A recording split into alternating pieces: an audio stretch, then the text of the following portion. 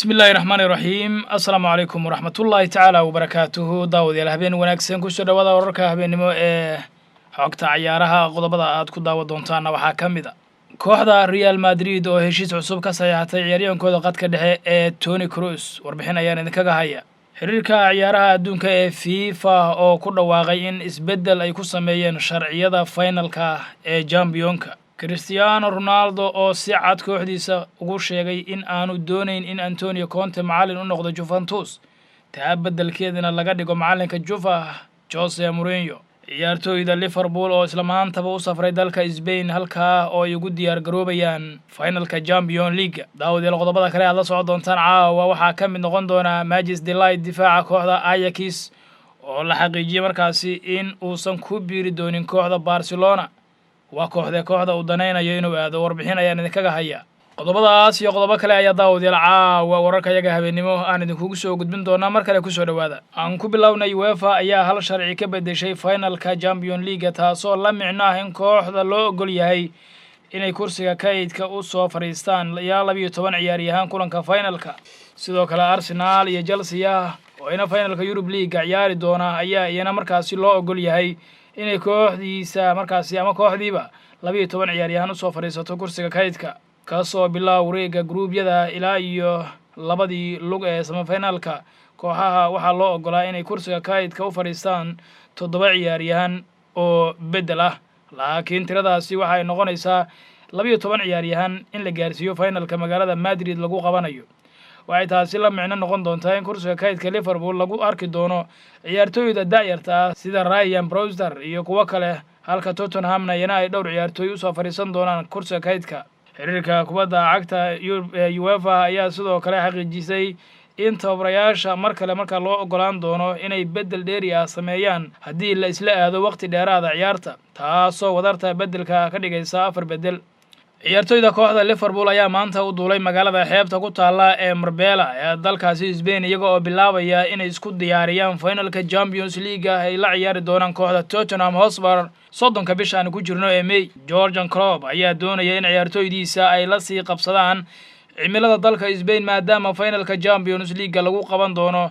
caasimadda dalkaasi ee Madrid naadiga Tottenham Hotspur ayaa dhankooda waxa ay wadaan iyana tababar xoogan oo ugu diyaar garoobayaan finalka lagu qaban doono magaalada Madrid iyagoo tababarka ku qaadanaya magaalada London halkaas oo ay diyaar garow ugu jiraan finalka Champions Mauricio Pochettino iyo wiilashiisa ayaa waxa ay markaasi fasax 2 maalmood ah kadib dib ugu laabteen xarunta tababarka iyaga oo markaa ku jira diyaar garow xoog leh oo ay ugu jiraan in ay finalka wajahaan kooxda Liverpool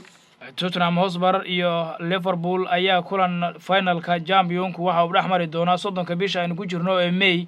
markaasi oo lagu qaban doono magaalada Madrid ee dalkaasi Spain labadan kooxood oo ka wada dhisan horyaalka dalka England ayaa waxa markaasi uu yahay kulankooda isaga hor imaanayaan finalku mid xiisiisa leh weeryaanka kooxda Liverpool ee Roberto Firmino oo dhaawac kaga maqnaa kulamadii la soo dhaafay kooxda ayaa isagu uga sii horeeya Marbella kooxda Liverpool ee maanta halka u safartay waxaana uu ku soo dhaweyn doonaa dalkaasi Spain halkaas uu u joogo soo kabashada dhaawacii ka soo gaaray isagoo aad isugu diyaarinaya inuu diyaar u noqdo kulanka weyn ee finalka Champions League oo markaa qayb ka noqdo ciyaartooyda ciyaaraysa kulankaasi Roberto Firmino ayaa waxa uu markaasi haatan ku jira soo kabasho meel wanaagsan u maraysa iyadoo markaa haatan la hadalhayo inuu qayb ka noqon karo ciyaartooyda macallin Jurgen Klopp oo soo xulan doono finalka Champions League ciyaaryahanka kooxda Real Madrid ee Toni Kroos ayaa maanta heshiis cusub waxa uu saxiixay kooxdiisa Real Madrid Toni Kroos ayaa qandaraaskan uu saxiixay waxa uu ku egyahay sanadka 2023 taasoo la micno ah in meesha laga saaray wararka la xiriirinaya ciyaaryahanka inuu isaga tagayo kooxda marka uu dhamaado xilli ciyaareedku muddooyinka dambe waxaa soo baxay warar sheegaya in Toni Kroos uu qayb ka yahay ciyaartooy fara badan oo ka tirsan kooxda Real kuwaasi oo laga fasaxayo garoonka ay ku ciyaarto kooxdu ee Santiago Bernabeu qandaraaskiisii hore waxa uu ku ekaa Toni Kroos ilaa 2022 waxaana haatan Real Madrid ay dooratay Kroos inuu markaasi waqti dheeraad oo muddo 1 sano oo kale ah loogu daro heshiiskiisa taasoo ku sii joogayo garoonka Bernabeu ee kooxdu ku ciyaarto ciyaaryahanka kooxda Real Madrid ee Toni Kroos ayaa kadib saxiixa heshiiskiisa waxa uu ka soo muuqday shaashadaha isagoo warbaahinta shir jiraad u qabtay.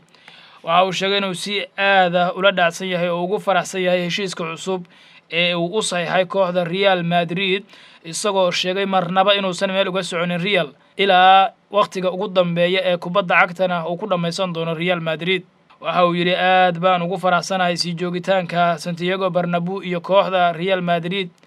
aad baan u jeclahay inaan ka ciyaaro halkan guulo waaweyn waan ku gaaray intii aan joogay. waxaan jeclahay inaan kubadda cagta ciyaaristeeda ku dhameysto halkan. waxaan soo maray waqti adag. waxaan jecelnahay inaan guul gaarno waqtiyada dhow, ayuu yiri xilli uu la hadlayay warbaahinta Toni Kroos kadib markii uu heshiiska u saxiixay kooxda Real Madrid. kooxda Real Madrid ayaa lagu wadaa in ay garoonka Santiago Bernabeu ka dirto ciyaartooy badan oo ka tirsan kooxda, kuwaasi oo ay kooxdu aaminsan tahay in ay ku fashilmeen waayahooda ciyaareed ee ugu dambeeyay ama xilli ciyaareedkanba ay soo bandhigeen qaab ciyaareed duliita. ciyaartooyda la hadalhayo ilaa haatan inay ugu horeeyaan oo ugu cadcad yihiin kuwa baxaya waxaa ka mid ah Gareth Bale, Isco Alagron iyo kuwa kale oo ka tirsan oo ka mid yahay Keylor Navas golaha kooxda. ciyaaryahanka kooxda Juventus weerarka uga ciyaaray ee Cristiano Ronaldo ayaa cadeeyay sida aanu marnaba u doonaynin in Antonio Conte uu macallin u noqdo kooxda Juventus. taa beddelkeedana waxa uu door bidayaa oo uu ku wargeliyay maamulka kooxdiisa in kooxda macallin looga dhigo Jose Mourinho, ninka isku wadanka ka soo jeedaan ee reer Portuguese.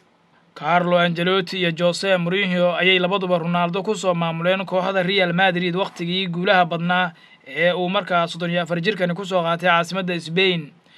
Ancelotti haatan waxa uu tababaro u yahay kooxda Napoli oo ay xifaaltamaan Juventus,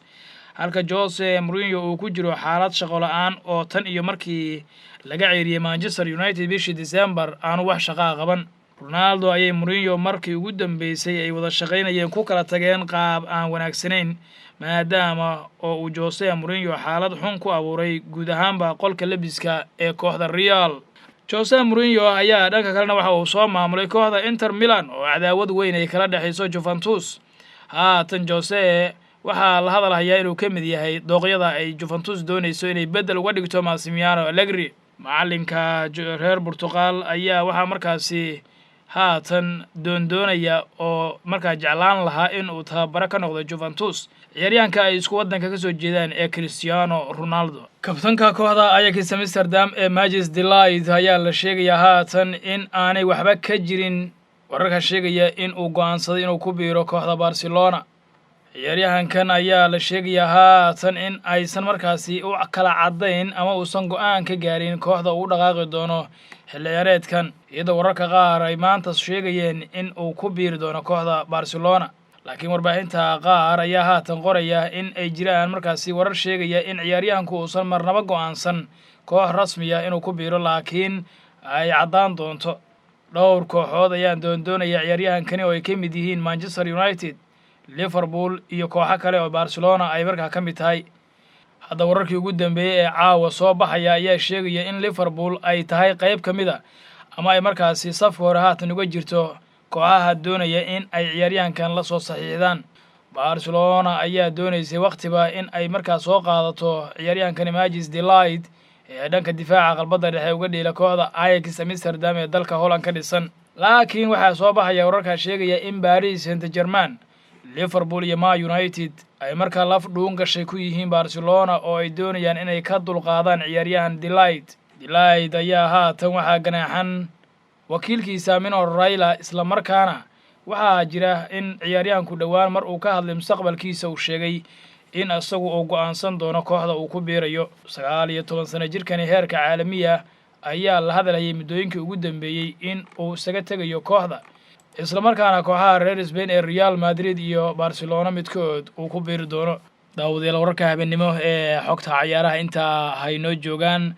waad ku mahadsantihiin daawashada iyo la socodka iyo booqashada page-kan. daawadayaal haddii aad ku cusub tahay page-kan fadlan subscribe dheh, like saar, share, commentina ka bixi warbixinada aan ku soo gudbinay. adigoo aad u mahadsan. kulanti dambe insha Allah.